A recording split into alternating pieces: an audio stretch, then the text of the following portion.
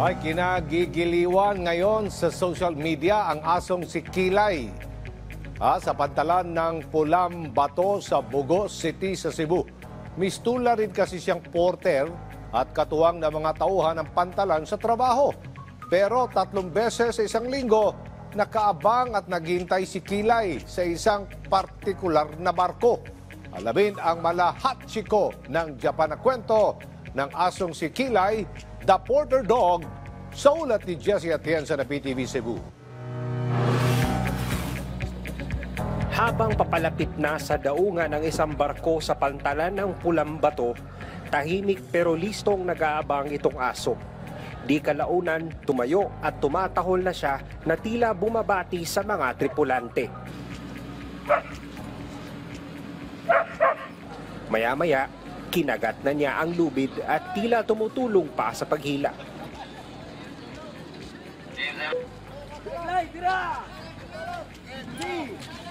Isang hindi pangkaraniwang tanawin.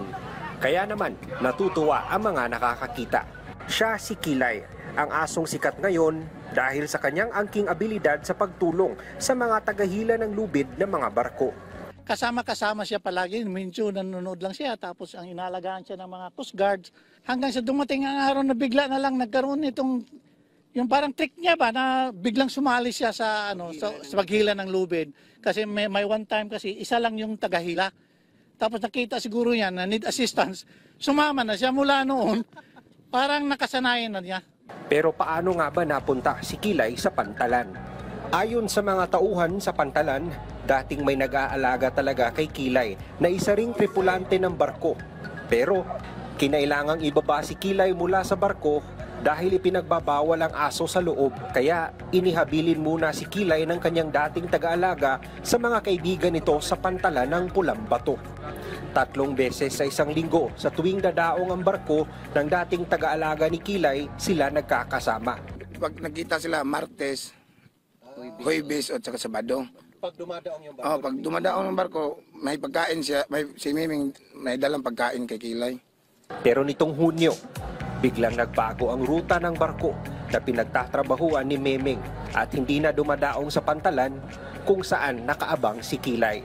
So pag alis niya, sinabihan niya ng mga mooring at saka porter, iniwan niya si Kilay sa amin, kainin. Simula noon, nakaabang na palagi si Kilay sa mga barkong dumadaong, naghihintay sa kaibigang nawalay. Pero para sa mga kasama niya ngayon sa pantalan, parang anak namin si Kilay, kay anong gawin namin to, tutulong si Kilay. Bali, exemption to the rule na lang siya rito kasi tsaka naman siya, bakunado naman siya, meron siyang tag na collar na rito na City of Bugo. Sa ngayon, dito siya sa port. Sa ngayon, isang komunidad ang mga nag-aalaga sa asong si Kilay. Handang damayan siya sa kanyang paghihintay. Isang napakagandang aral ang pwedeng mapulot sa kwento ni Kilay at ng mga nag-aalaga sa kanya. Ito ang kahalagahan ng katapatan. Tinitiyak naman nila na hanggat andito si Kilay sa kanilang pangangalaga, ay patuloy nila itong bibigyan ng pagmamahal at ituturing bilang pamilya.